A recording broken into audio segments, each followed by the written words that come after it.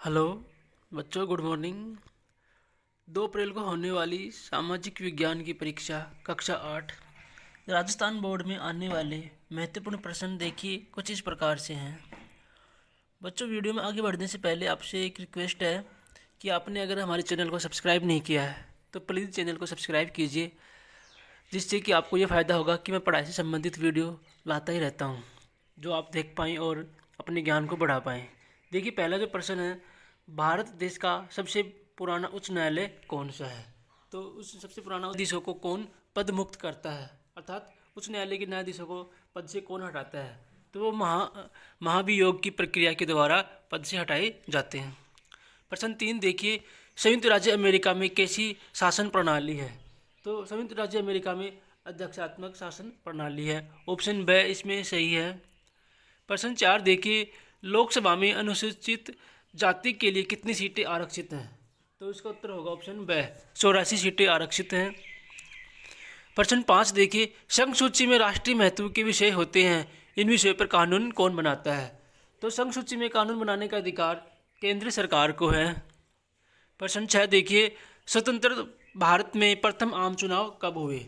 तो इसका उत्तर होगा 1951 में पहली बार आम चुनाव हुए थे। प्रश्न 7 देखिए, किस अनुच्छेद के अंतर्गत सभी नागरिकों का कर्तव्य है कि भारत की संप्रभुता, एकता व अखंडता की रक्षा करे? तो इसका उत्तर होगा अनुच्छेद 51, ऑप्शन द 51 के तहत हमारा कर्तव्य दिए गए हैं। प्रश्न 8 देखिए, भारतीय राष्ट्रपति का चुनाव किस विधि से होता है? तो इसका उत्तर होगा अप्रत्यक्ष अनुपातिक प्रतिनिधित्व विधि से। प्रश्न 9 देखिए, भारत का राष्ट्रीय चिन्ह क्या है? तो भारत का राष्ट्रीय चिन्ह है अशोक स्तंभ, ऑप्शन से सही है। प्रश्न 10 देखिए, भारत एक संप्रभु राष्ट्र कब बना? तो 15 अगस्त 1947 को, जिस दिन आज़ाद हुआ उसी दिन संप्रभु राष्ट्र बना था भारत। प्रश्न 11 देखिए, भारत के प्रथम राष्ट्रपति कौन थे? तो भारत के प्रथम राष्ट्रपति डॉक्टर राजेंद्र प्रसाद थे। प्रश्न 12 देखिए, शिक्षा अधिकार अधिनियम में अनिवार्य व निःशुल्क शिक्षा बच्चों को दिया जाना है, इसकी अधिकतम उम्र सीमा क्या निश्चित है? तो इसका उत्तर होगा 14 वर्ष। 14 वर्ष तक के बच्चों को निःशुल्क शिक्षा देने का प्रावधान किया गया है संविधान में। प्रश्न 13 देखिए, हमारे संविधान की मुख्य विशेषताएं हैं।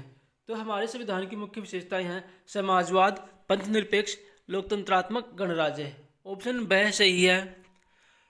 प्रश्न 14 देखिए, निम्नांकित में अनवीकरणीय संसाधन कौन सा है? तो अनवीकरणीय संसाधन है इसमें पेट्रोलियम।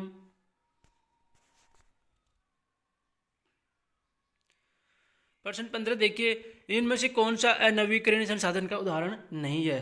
तो इसका उत्तर होगा वन। वन जो है अनवीकरण का उदाहरण नहीं है।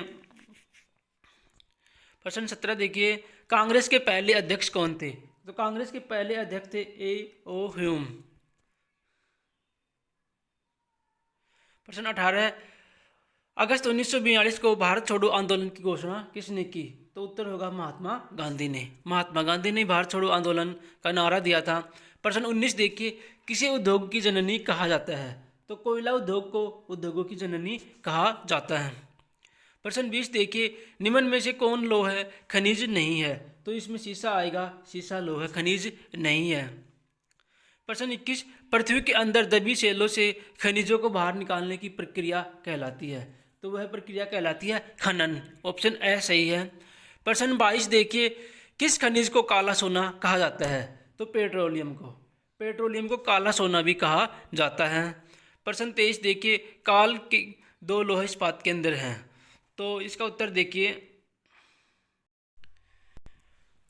बच्चों, इसका उत्तर आप ही को देना है। प्रश्न 23 का उत्तर आपको कमेंट करके हमें बताना है, हमें भी पता चले कि आपकी कैसी तैयारी है। प्रश्न 24 देखिए, निम्न में से लोह खनिज कौन लोह खनिज नहीं है? तो इसका उत्तर होगा शीशा। प्रश्न 25 देखिए, पृथ्वी के अंदर दबी सेल से खनिजों को बाहर निकालने की प्रक्रिया कहलाती है? तो बच्चों, ये प्रश्न दूसरी बार आया है, इसका उत्तर होगा खनन। प्रश्न 26 देखिए, निम्न में से अनवीकरण संसाधन कौन है? तो ये प्रश्न भी दूसरी बार आ गया, इसका उत्तर होगा पेट्रोलियम। प्रश्न 27 देखिए, ये प्रश्न भी दूसरी बार आया है कि निम्न में से कौन नवीकरण संसाधन का उदाहरण नहीं है? तो इसका उत्तर होगा वन। बच्चों देखिए, ये बहुविकल्पी प्रश्न जरूर है, लेकिन इन्हीं प्रश्नों से बड़े प्रश्न भी बन सकते हैं। तो आप ये चिंता ना करिए कि ये तो 8 ही प्रश्न आएंगे, परीक्षा में इन्हीं प्रश्नों से बड़े प्रश्न भी बनाए जा सकते हैं। लद्दाख में पाए जाने वाला यूरेनियम उदाहरण है, तो ये कौन सा उदाहरण है, इसका उत्तर आपको कमेंट करके हमें बताना है। अगर आपको नहीं आते हैं तो मैं इसका कमेंट में उत्तर पिन कर दूंगा। प्रश्न 29 देखिए, वर्ण व्यवस्था आधारित थी, तो वर्ण व्यवस्था क्रम पर आधारित थी, ऑप्शन ब। प्रश्न 30 देखिए, सत्यशोधक समाज की स्थापना किसने की, तो इसका उत्तर होगा ज्योतिराव फुले, ऑप्शन ए सही है। प्रश्न 31 देखिए, सती प्रथा को दूर करने का श्रेय किन्हें मिला, तो सती प्रथा को दूर करने का श्रेय विलियम बेंटिंक को मिला, ये भारत के गवर्नर जनरल थे। प्रश्न 32 देखिए, हरविलास शारदा के प्रयास से 1929 में शारदा कानून बना। शारदा कानून किससे संबंधित था, लड़के लड़कियों की शादी के लिए न्यूनतम उम्र से, तो इसका उत्तर होगा शारदा कानून बाल विवाह से बना था, बाल विवाह।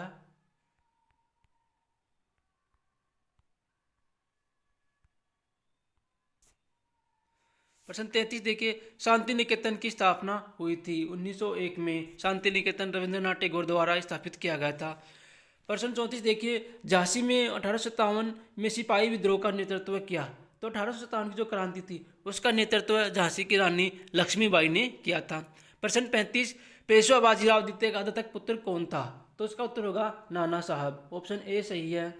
प्रश्न 36 देखिए, 1857 में विद्रोह के समय भारत का गवर्नर जनरल कौन था, तो इसका उत्तर होगा लॉर्ड कैनिंग, ऑप्शन द। प्रश्न 37 देखिए, बाबू कुंवर सिंह किस राज्य से संबंधित थे, तो इसका उत्तर होगा बिहार।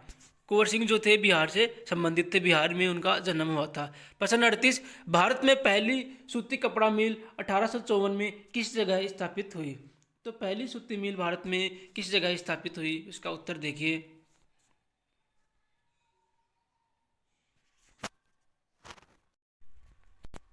बच्चों इसका उत्तर होगा बम्बई में, ऑप्शन ए सही है। प्रश्न 39 देखिए, कैलिको अधिनियम किससे संबंधित था, तो कैलिको अधिनियम किससे संबंधित था, इसका उत्तर देखिए। इसका उत्तर होगा सूती कपड़े छीट के पर रोक लगा दी गई थी कैलिको अधिनियम के द्वारा। प्रश्न 40 देखिए, स्थायी बंदोबस्त व्यवस्था किस गवर्नर जनरल के समय हुआ, तो स्थायी बंदोबस्त व्यवस्था लॉर्ड कॉर्नवालिस के समय में हुआ था। प्रश्न 41 देखिए, रेतवाड़ी व्यवस्था को लागू करने का श्रेय दिया जाता है, उत्तर होगा लॉर्ड टॉमस मुनरो को, ऑप्शन ए सही है।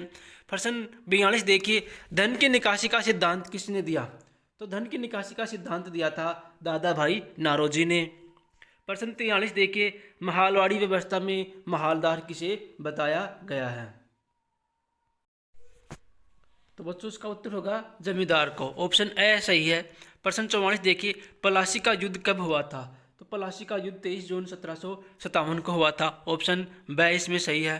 प्रश्न 45 देखिए, लॉर्ड डलहौजी द्वारा राज्य हड़प की नीति के आधार पर राज्य का विलय का सही क्रम चुने, तो सबसे पहले कौन कौन से राज्यों में उन्होंने राज्य हड़प नीति लागू की थी, तो बच्चों उसका उत्तर होगा ऑप्शन ए, सतारा, संबलपुर, उदयपुर और नागपुर, ये इनका बिल्कुल सही क्रम है।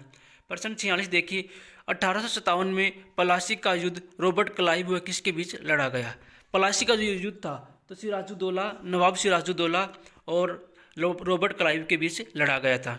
प्रश्न 47 देखिए, सरकारी दस्तावेज कहाँ रखे जाते हैं, तो सरकारी दस्तावेज जो हैं वो अभिलेखागार में रखे जाते हैं। प्रश्न 48 देखिए, भारत में सर्वप्रथम कौन यूरोपीय व्यापारी आया था, तो भारत में व्यापार करने के लिए सबसे पहले पुर्तगाली आए थे। प्रश्न 49, अलग अलग समय पर होने वाले परिवर्तनों के संबंध में बताता है, तो वो परिवर्तनों के संबंध में बताता है उस विषय को कहते हैं इतिहास। प्रश्न 50 देखिए, जेम्स मिल कहाँ का निवासी था, तो जेम्स मिल का निवासी का जो देश है वो बता, तो बच्चों जेम्स मिल जो था स्कॉटलैंड का रहने वाला था, ऑप्शन सी सही है। तो बच्चों ये 50 जो प्रश्न थे अवैध वाले वस्तुनिष्ठ प्रश्न, इसमें से आपकी परीक्षा में 5 से 10 प्रश्न आने की पूरी संभावना है। और वीडियो को पूरा देखने के लिए धन्यवाद। अगर चैनल ने अभी तक सब्सक्राइब नहीं किया है तो प्लीज़ चैनल को सब्सक्राइब कीजिए ताकि आप हमारे साथ बने रहें। जय हिंद, धन्यवाद।